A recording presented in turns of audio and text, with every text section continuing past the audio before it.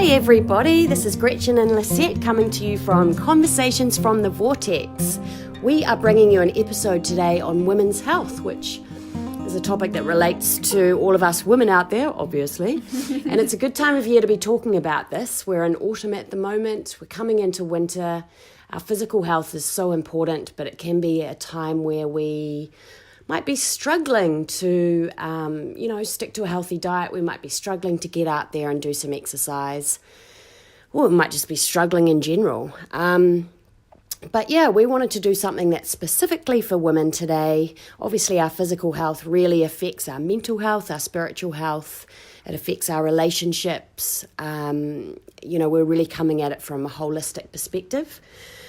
So yeah, this is episode 6, and we hope you enjoy it. How are you doing today, Lisette? I am doing all right. I've had a bit of a weird viral thing, so even though we're speaking about women's health, we're not at peak health ourselves at the moment. Yeah, so you've had a viral thing. I've had a bit of a cold. Yeah. I'm just coming out the end of it now, and I was just telling Lisette I'm having one of those days where I'm actually feeling really grateful. I'm like, I'm feeling slightly better. Why do I not wake up every day and thank God for my health? Because when you come out of a cold or a flu. I remember these feelings of I thought it was the end and now I'm alive. Yeah. I'm so glad to be here, yeah. So maybe it's been a good thing, but I'm definitely going to go and get the flu jab in the next couple of weeks because I do not want to get the flu this year. Yeah, I've got such a terrible fear of needles that even though a few years ago I had the mammoth flu, the 3-week can't get out of bed kind of thing, I still don't want to get the flu jab. Really? You're that scared of needles? I really hate them. What about your boys? Do they get their injections and all of that? Yeah, I don't even care because I feel that's just, I have to. So you can handle watching a nurse put a needle into your children, but not yourself. Yeah, It's actually a very common fear. Yeah, I don't know. I feel why would I pay good money to get inflicted with pain, even though years of waxing doesn't really make sense that either. I don't know. You don't do your own waxing, do you? Oh no. I've got a couple of friends that do their own waxing, and I simply cannot understand how they can do it. I used to do it all the time religiously. I'd drink half a bottle of wine and then get into weird contortions, and I feel like it was a yoga class / waxing session. Okay, half a bottle of wine, so that acts as an analgesic. Yes. So that's how you do it. And then you can limber up, and then you can get it all the hard to reach places. Wow. It was dedication, and I was a student. I suppose you could get your partner to do it for you, but it's not overly romantic, is it? Well, it can turn strangely romantic, I'd imagine, depending on what you're waxing. Okay. Alrighty. Anyway. So now, you went to a film the other night. I did. Tell us about it. Oh, it's very controversial. I saw I Feel Pretty. Who's in I Feel Pretty? What's her name again? Amy Schumer. Yeah, and I mean, the film itself, okay, call me crazy, but I saw the trailer and I thought it was freaking hilarious and I wanted to see the film. I have no shame in saying that I wanted to see it. I think Amy Schumer is awesome.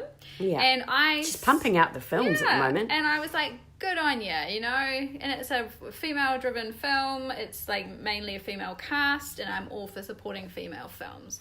But this has received quite a lot of flack.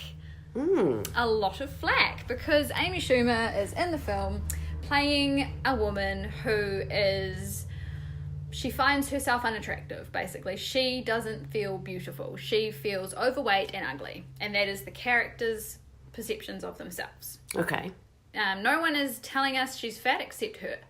So this is the thing. But the fallout has been that we've got a pretty thin white girl pretending to be an overweight, ugly girl. And she's not. And right. So in doing that, they are trying to tell everyone that women like her are fat and ugly. But that's not. Okay. So it's upset a certain portion of society who think it's a bit of a slap in the face. Basically telling us that if you look like Amy Schumer, you are fat and you should feel bad about yourself. But that is absolutely not what I got from the film at all. I mean, I agree it's a difficult subject matter because everyone gets all funny about weight Actually, now that you mention it, I did read a blog I did read a blog post on Facebook. I didn't even know the story of the film at that stage, but I kind of figured it out pretty quickly. I don't think it takes a rocket scientist. But yeah, I did read a blog post about it, and this young female writer was, felt kind of upset, felt like it was a slap in the face, and felt like it was a really cheap subject matter, and like she was, like the producers of the film were sort of trying to label women that weren't, that didn't look like a supermodel. Yeah, and say, if you don't look like the supermodel, then you obviously struggle in life. You should feel bad about yourself because you are not skinny. Yeah. So if you're an average babe, you're not skinny, it's not okay. Yeah, and, so if you're not a cookie cut sort of look. And I really didn't get that from the film. I mean, maybe you could take that if you really wanted to. You could come at it like, if you've got heaps of self-esteem and you're total, feminist, body confidence, screw the patriarchy, break the beauty myth down, then you would probably go, oh, for God's sakes, but why are you at that film anyway? You get what you go in for. But to be fair, this film isn't necessarily for those women. It is for the women who are too afraid to go and apply for a job because they genuinely believe that because they are not a size 6 to 8, they are worthless or they are less valid than someone who they deem to be attractive. Because I have friends who have confessed to me that because they are, in their eyes, 20 kilos overweight or bigger than they want to be, that they feel like every day is a struggle to get out of the house because they are ashamed of how they look. Right, so they're really caught in that trap. And I relate to that because, I mean, I'm slightly older now, I'm in the, let's say, late 30s to early 40s range, and I've grown into my skin. I've simply become more confident because I've matured and I've learnt some lessons and got some wisdom from all of that. But when I was in my 20s and my early 30s, I was obsessed with weight and size and really bought into the whole marketing beauty myth. I bought into it hook, line and sinker. I tried every other product and spent my money on it, and at times I can still fall into that trap. So I totally relate to it. Yeah. But at the same time now, I so see that whole market for exactly what it is, just another bloody sales technique and trying to make women feel like they need this latest product or this new lipstick or they need to be a certain size to get the life of their dreams. It is such a load of effing bullshit. It really is. It's so frustrating. Difficult to avoid, especially when you're younger and more vulnerable and you don't have that experience and wisdom yet. So it's totally understandable at the same time. I mean, I really feel like this film was trying to do something really good because if we are honest, you turn on any film, any TV show still, and you will struggle to find anyone who is an average weight. Yeah. You really will. Like, you look at any actress and they look thin on TV. It's very hard. As actors, everyone looks bigger in size than they are in real life. You just notice it when you go, oh yeah, that's how I look. Okay, right. But I mean, it's when you actually see someone in like Stranger Things, for example, that's really skinny. You think, shit, how skinny is she in real life? And then but I very rarely see anyone in television or film that I'm like, oh yeah. And so when you see Amy Schumer on TV, it's so refreshing. Sure. And but then you do realize she's, the average babe. That's what the film was trying to do. So you really enjoyed the film. You saw it for entertainment value rather than taking it to heart or taking some big profound message from it. Well, I think it was trying to make a really profound message. I do think it was trying to be positive. It was trying to say, you know what, girls, screw all of this, caring about how you look crap. It's all about how you feel about yourself. Yeah. It's actually trying to say it's all about self-esteem. If you think you're freaking awesome, you can do whatever you want. So at the end of the day, it's really finding your balance. Yeah, what you think about you is what's valid, and that's what it was trying to say. But it's interesting. Well, I definitely have to go and see it now. Yeah, but it's really been slammed now. Well, it's in itself. I do have to add that in itself, it was a bit flat. Like, you've seen the trailer, you've seen the film. So as a film in its genre, as a rating, it still wasn't a fantastic film. Sure. So there you go. But the message wasn't as negative as it's being portrayed. Okay. That's what I have to say about Yeah. No, good stuff. All right. Cool. Right. All right. Well, we're going to get into women's health, and obviously we can't miss out on talking about our hormones when we talk about women's health.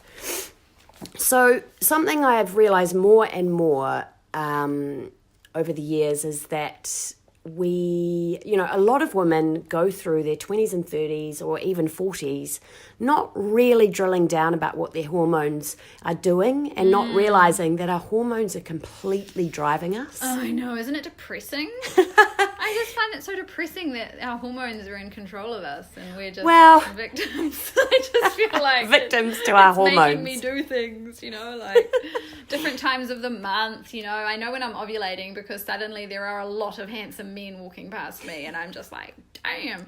And then I'm like, oh, it's just my hormones trying to get me to copulate. They do. Like in the background, our hormones are completely driving us. And, we know, obviously from years of having a menstrual cycle, we know to a degree what's happening and why it's happening and at what time. So the main hormones, female sex hormones are estrogen, progesterone, cortisol, and adrenaline. So those are the four hormones that it's really good to have a basic understanding of when they're being released, how much, what their primary function or even their secondary and tertiary functions are, and how they're making us feel. So, so I've been reading the book by good old Dr. Libby Weaver, which is called Beauty from the Inside Out. And it's not really about beauty. It's more about, feeling your good. Optimal best. Yeah. And she really drills down, but she, into every bodily system, but she also makes it really easy for the average person to read. So she says the role in balancing your hormones, another system intimately involved in whether we feel like we have got our sparkle on, she calls it a sparkle, or not, and in our capacity to feel calm, cope, and be happy, involves the various glands and tissues that produce our sex hormones. In females, the ovaries are the main source of sex hormone production. However, both the adrenal glands and the fat cells make sex hormones too. So these hormones are produced in the ovaries, but progesterone and estrogen are also made in small amounts by our fat cells and by our adrenal glands. So the adrenal glands are adrenal, so they're just above the kidneys on both sides. So obviously the adrenal gland also produces adrenaline and cortisol. So the body also contains tissues that produce hormones themselves but are not sensitive to hormone levels in our body. The reason some tissues are hormone sensitive and some are not relates to the presence of receptors for a particular hormone being present on that tissue. So the reason we get a lot of different symptoms when we're under, say, PMS, we have tissue in our breasts that are receptors to estrogen and progesterone, hence we get the breast tenderness. That explains a lot. Yeah, so those are the four main hormones that we're looking at today. The ovaries of a menstruating woman make estrogen, as I've just said, and small amounts are produced by the fat cells and the adrenal glands. At menopause, ovarian production of hormones ceases. However, from a reproductive perspective, estrogen's role in the female body is to lay down the lining of the uterus, which it does between days 1 and 14 of a typical 28-day reproductive cycle, with day 1 of the cycle being the first day of menstruation. The estrogen lays the lining of the uterus down over these first 14 days to prepare the female body for a conception if it takes place. Estrogen wants a menstruating woman to fall pregnant every single damn month of her life, whether or not this is on her agenda. So remember, our bodies are completely geared for survival, as is the brain, and perpetuation of the human species is an enormous part of that survival process. Estrogen is the hormone that makes women's breasts breasts bud at the first signs of puberty. It also broadens the hips. It gives women their curves when they are growing up. It lays down the fat on a woman's hips, bottom, thighs, and is typically responsible for making the bottom half of a female body broader than the top. Oh, gee, thanks, estrogen. Estrogen also promotes fluid retention when it is in excess, and this alone can be very stressful for a woman. So she goes on to talk about all the different things that happen when we're producing these 4 hormones during that 1 to 28 day cycle. Wow. And what a lot of women struggle with is an imbalance, the most prominent imbalance being called estrogen dominance. Oh, yes. So they're not only producing too much estrogen from the ovaries, the adrenals, and the fat cells, but because of that, they're producing less progesterone. Now, progesterone is the sex hormone that makes us feel calm, that is anti-anxiety, that is anti-depression. So it's the hormone that's produced in the second half of the cycle. Now, when a woman is suffering from PMS or estrogen dominance, their progesterone is low. Hence, they're feeling anxious, they can be feeling depressed, achy, sore. And then if that goes on for a long time, those real symptoms of estrogen dominance on the body can start to show, like a fine growth of hair on the face, some hair loss from the head, and other symptoms that she goes into.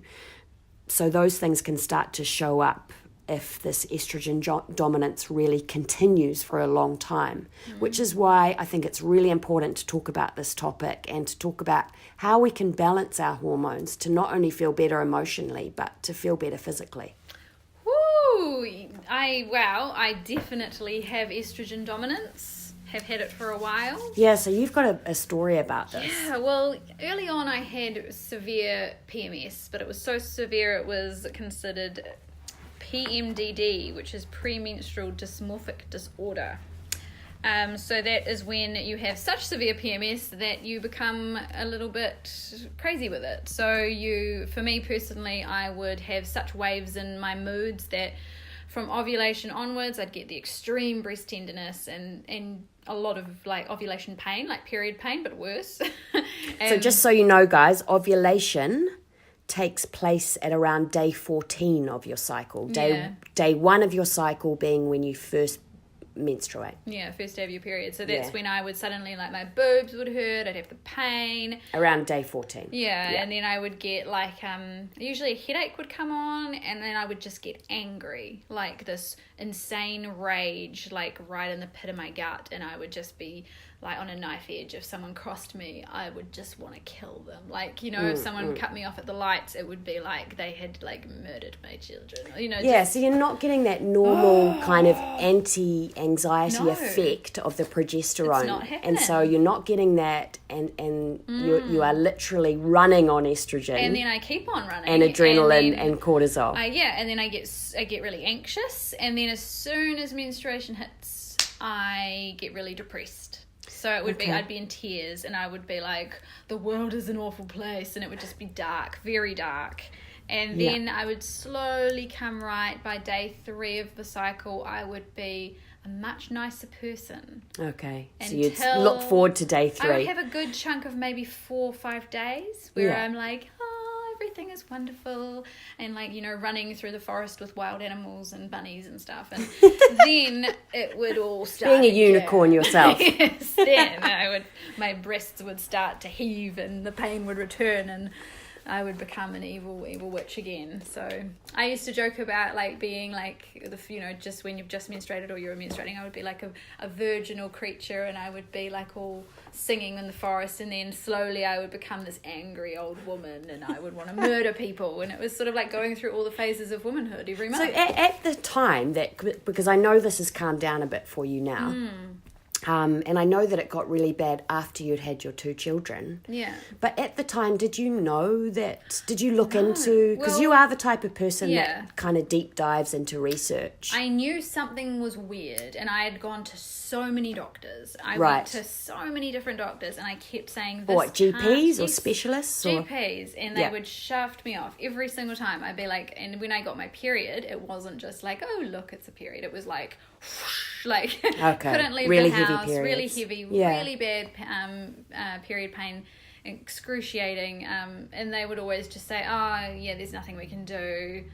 Go on the pill, and that'll regulate everything. And you should just take the pill all the time, and then you won't menstruate. And I'm like, but I've tried that, and the hormones. That's such an interesting point you make, and I'm not making a judgment here. And I was about to say I'm not generalising, but I probably am. Don't you just notice that a typical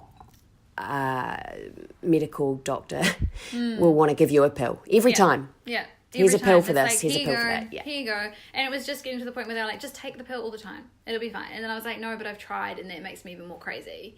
It would just continue. Like, it was just like, and so no one would really do anything.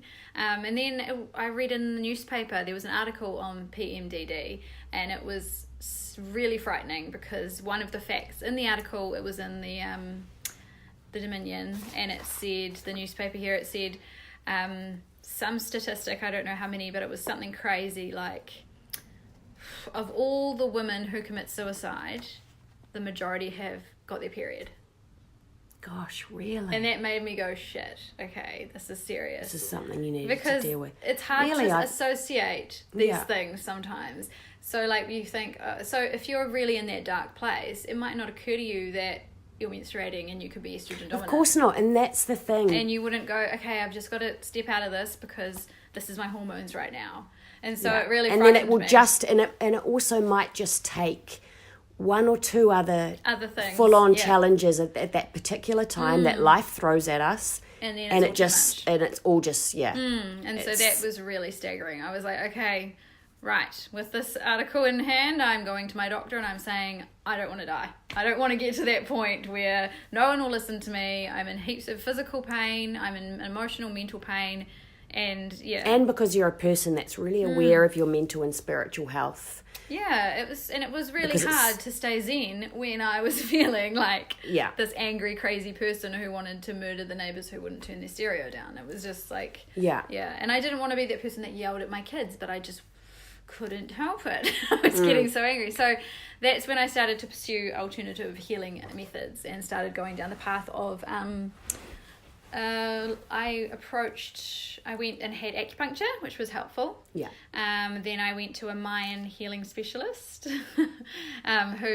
she focuses on aligning the uterus and you did mention that. So just, what is that again? What's it called? Arvigo Mayan healing therapy. Mayan healing therapy. Yeah, so it's the Arvigo technique of lifting the uterus into the right place, and then it actually helps with all hormones flowing, because if your uterus is smushed into the wrong place, the hormones can't go from where they're meant to go, from your brain. It needs to be a clear path. It's like clear channels. Clear channel from the brain to the body, and if it's all... How did you find this particular type of modality? I actually don't know where I found her. I think I was actually Googling vaginal steaming, just out of curiosity, nothing to do with actually getting any done. I was just like, what? There's a thing called vaginal steaming. Okay.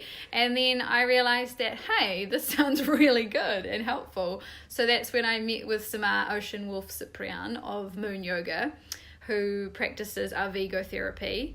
And she... So it was about realigning the physical aspect and physical space of your uterus. Yeah. So right. She did that...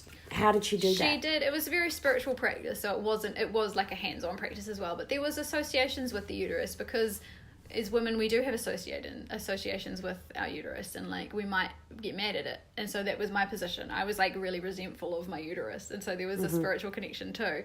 So she took me through that as well, like talking about why I was so resentful and how I felt about things like that. So that really came into it, and I realized that there was a backstory with me and my uterus. But And also just having someone, I mean, obviously you'd been to the doctor. yes. And I'm not saying that was all bad, but really just having someone actually listen to you. Yes, she was she listened to everything. And I went in thinking she was just going to realign my uterus, but she actually looked at my diet, foods So she that was were really inflaming. holistic in Incredible. nature. Yeah, she looked at everything. We decided that gluten was really not good for me, and it was like obvious as soon as she asked me all the questions. I was like, yeah, I get bloating after eating. Yeah. my Cool, because body's- we're going to definitely talk about diet. And so that came into it. Sugar, she realigned my uterus by doing a massage technique, and she recommended twice a month steaming of my vagina, which I do at home with my herbs and... Cool, so tell me, okay, so and was that just a one-off treatment? It was. I only Okay. needed one. And then she also is a huge practitioner of castor oil packs. yeah. So you you basically soak a towel in castor oil and then make sure you put like plastic wrap over it, because castor oil is the worst to get out of anything, and then you heat up the area and keep it like that for about half an hour. So you're just holding it on your lower Yeah, tummy. you're like laying this big oily thing on your stomach. And it how often sinks would you do through. that? You're meant to do something like 5 days consecutively, and then have a break, and then do 5 days So yeah, So if someone 3 wanted... sets of 5 with 2 days off in between each 5. Okay, And then awesome. you can move on to another area like your liver. If someone wanted to research how to do either of those treatments, so the uterine realigning and the castor oil packs, where could they... In New Zealand, you can go to moonyoga.com, I think it is, moonyoga.co.nz. But Samar is based in Auckland, and she actually came down to Wellington, and that's when I went, you can come and heal my vagina, yay! And I jumped on it and went and met her, and she was amazing. And I walked out of there going, oh my gosh, I've got all of these awesome tools. And the great thing she did was that she worked with my current diet and tried to change as little as possible, but just made it so that it was gluten-free and focused on getting enough fat and protein. Like, that was huge. She was like, you need more fat in the morning, you need more protein in the morning. This is not helping you. So it was incredible. And just the dietary stuff alone was incredibly helpful. But then off I went to like buy herbs to steam my vagina with. And So tell me about the vaginal steaming. Vaginal so steaming, you bought, yeah. what herbs did she suggest? she said for me, I could just use your general Italian herb mix. And she even said you can buy it from the supermarket in a little dried herb packet and chuck it in the pot and boil it up for 20 minutes. An with herbs. ulterior use Yeah. for Italian herbs. Yeah, if you do not have your own garden of herbs, then you can buy some. But I usually go and like raid people's gardens, so I grab some lavender and some rosemary and some basil, and I just make up a pot. So it's a pot of hot water. Yeah, a large pot of hot water. You boil it for 20 minutes, and then when you're getting ready, you go and lay down a chair. Any chair will do, as long as a pot can sort of fit in the legs. So you lay a chair on its back so you can straddle the 4 legs of the chair and place the pot in the middle so that you've got a pot and then you're sort of straddling it. And so then you also need like a large blanket so that you can wrap all around your lower half of your body. Mm-hmm. So then once your pot is ready, you take it off the heat, put a wooden board down so you're not scorching the carpet, and then you take the lid off and wait for like 10 seconds, let's say, and let like the majority of the really hot steam really go. burny steam, let that go. Yeah. And then you straddle your chair and make sure you've spread everything apart so your labia is like, and then the steam can get right up there, and then you wrap your blanket around you really tightly so that the steam doesn't escape, and you sit, and it's really relaxing. And how long do you sit for? Basically until it gets cold and you're like, oh, the steam's gone. Okay, and what did she say this steaming actually achieves? Well, it's sort of that thing about, when you put a frog in the boiling water, it jumps out the way. Mm-hmm. Your uterus jumps out the way. So Okay. it's all about keeping your uterus floating in the middle of where it's meant to be, keeping it up nice and high where it should be, instead of like scrunched down to the side, squashing your bowel, or causing constipation, which it can do, or it could be pushing against something else like your bladder or whatever else is in there. I don't know my body very well. So basically, then once you're steaming it, it keeps it up nice and floating in So all it's the all fluid. about the actual Positioning of it. Okay, interesting. And so before those 2 treatments, you talked about acupuncture. And once again, I'm such an advocate for acupuncture. I've had it for a number of different issues. in my body, and I've always found it really helpful as long as I'm, really taking that holistic approach. So mixing it sometimes with the advice of perhaps a doctor or a physio, or even using Chinese herbs. And I know that women for centuries have been getting acupuncture and Chinese herbal treatments to assist them with the balancing of those, predominantly those two hormones, estrogen and progesterone, but all four, so including cortisol and adrenaline. So acupuncture is such a good treatment and can really help. Yeah, I found it incredibly helpful. I was doing a lot of different things at the time, but I was taking a supplement, a Chinese herbal medicine supplement given to me from my acupuncturist, and that was to support my liver, because when you've got these issues with hormonal imbalance, it's generally they try and target the liver. And they're overloading the liver's work. Yeah, well, that's right, because when your liver is responsible for getting rid of excess hormones. So if you say living on a diet of processed food full of toxins, and I don't know, like covering yourself in toxic chemicals every day in some way, or eating maybe food that's really full of pesticides, then your liver has to get rid of all of that crap. So it's got to get it out. And so that's its priority. So then it can't dump extra hormones because it's too busy trying to get rid of all the other stuff that you're eating. And that's the problem. Like, that can be part of the issue. And another thing is that you can start storing hormones as fat cells. So then you actually start making more of the hormones. So it can just keep on going, really, these estrogen problems. Yeah. And just keep compounding, because if your body starts to go, I'll just save all of these hormones in fat and I'll make more fat to house it, then how do you get rid of it? Because there's more and more growing. You've really got to start supporting that definitely liver. and if you're having and if you're having these secondary emotional issues because of hormonal imbalances, we can get so caught up in treating what we see, or treating what's on the surface as a result of these imbalances, that we don't actually address the real issue. And that's very true. Yeah, I just find that so to be true. Whenever I've done any work on my mental and spiritual health, I always find that there's layers. There's layers. So, like skin, for example, is a huge thing. Like, we might only start to, if we're not super in touch with our body, we may not even realize we've got these imbalances. If we, some people are more sensitive than others, so we may not be aware that we're having these mood swings, and we might not associate it to it. We might just think it's normal. Yeah, that's right. But it's then when you get, say, a skin problem, which is also associated to like poor liver health, that you'll go, what's going on? Yeah. So with the PMS, which is the most common kind of lot of symptoms that someone will get if they've got this imbalance, Dr. Libby Weaver talks about 4 types of PMS. Now, the first one, the symptoms are anxiety, nervous tension, irritability, mood swings, and insomnia. Now, this is due to an elevated estrogen, a low progesterone, and a high cortisol. Sorry about my voice, guys. I've had a cold. Now, the potential treatment that she talks about from a GP's perspective, or from a holistic perspective as well, is vitamin B, really important. So your full range of vitamin Bs, and real food, and potentially detoxing your system. So, detoxing your system, of course, helps with hormonal imbalances and helps with reducing the load on your liver and your kidneys and everything. But we're not specifically discussing detoxing in this episode. That's a whole nother topic, because there's so many different types of detoxes. Yeah. Now, PMS2 is water and sodium retention. So you're getting that abdominal bloating, and you might feel bloated around your face in the morning.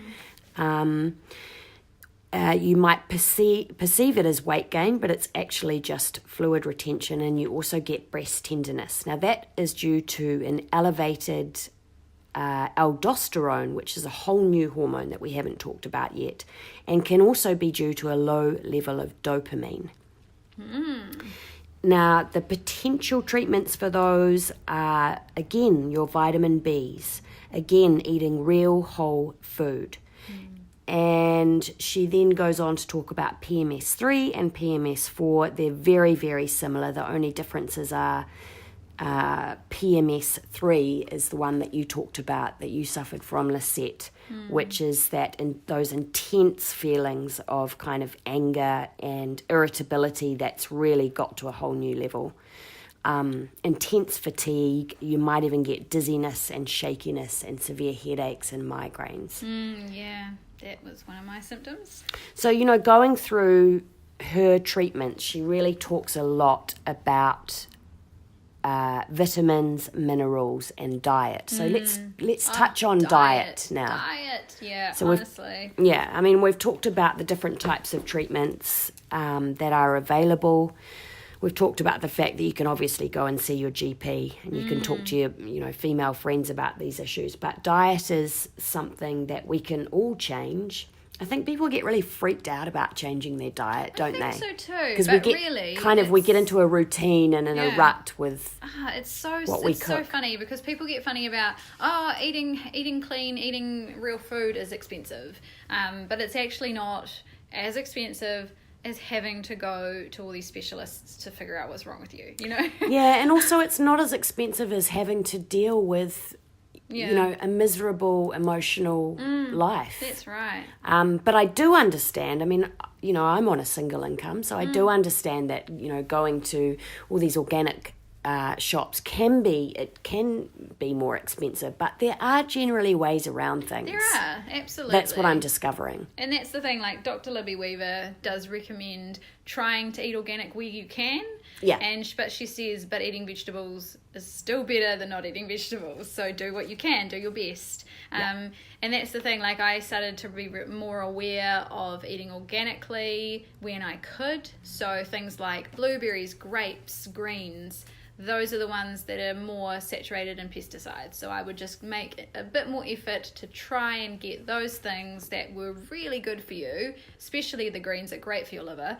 I would make an effort to try and get those organic where I could, or grow them. So a little bit of research. A little bit, but it's really... goes a long way. Yeah, but really the focus was on just eating clean, real food. Yeah. So as little processed crap as possible.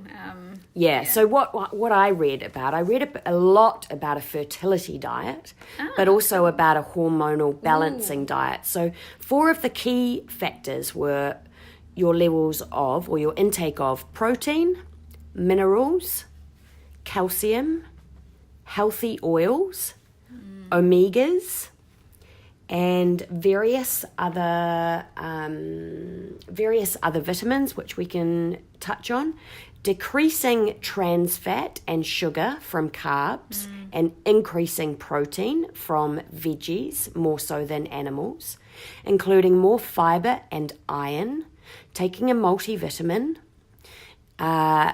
being aware of your BMI status, and increasing your fat from, more fat from dairy products and less, what have I written here? That can't be right.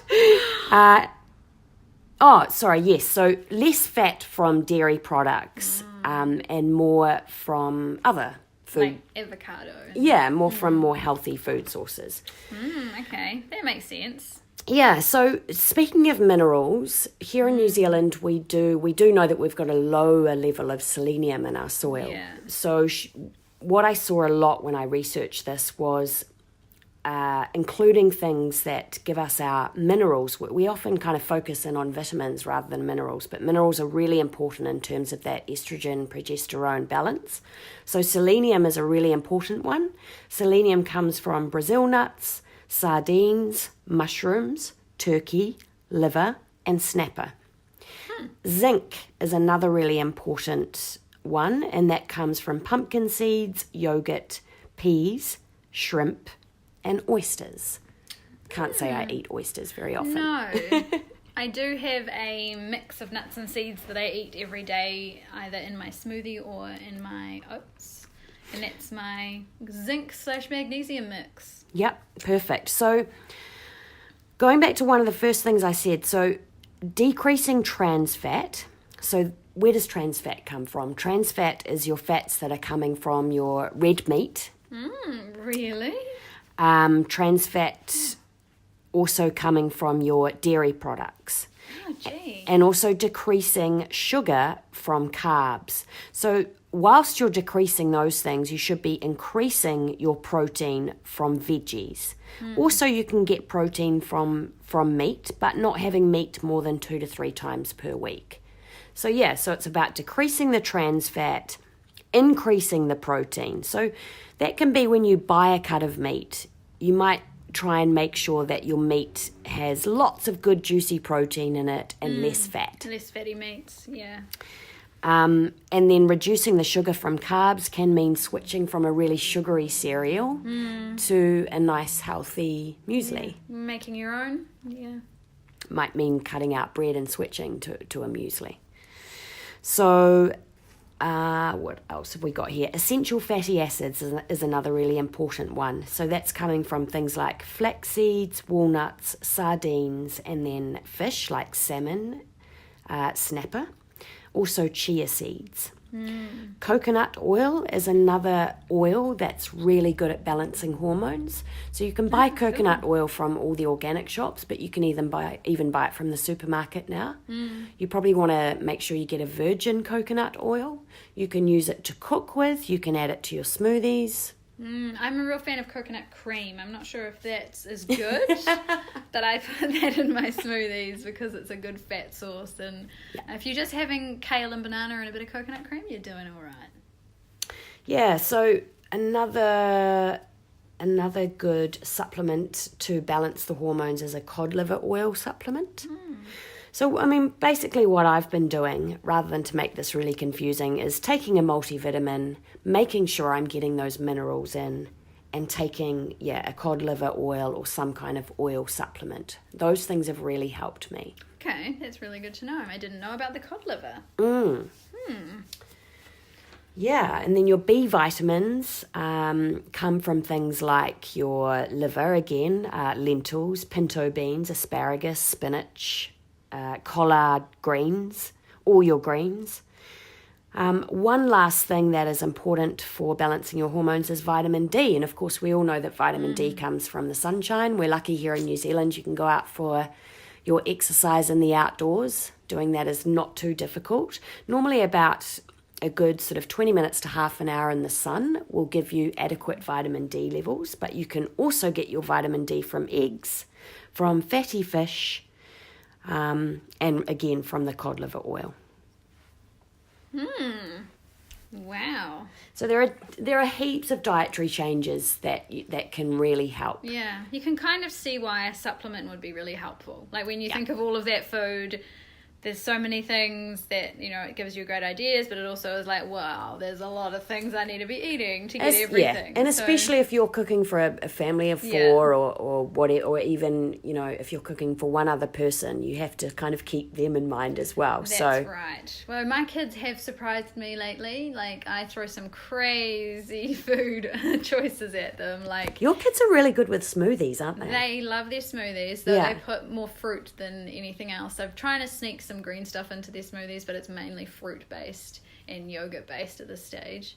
Though they did actually consider what did I make the other night? Quinoa lettuce cups, and they ate them. I know. I'm coming to your place for dinner. Yeah, they ate them. I was very surprised. So you never know. You can just you try these things, and if not, they have a carrot stick. Yeah. Yeah, definitely. But yeah. Oh, well, guys, I hope you've really enjoyed this episode. We actually forgot to talk about exercise.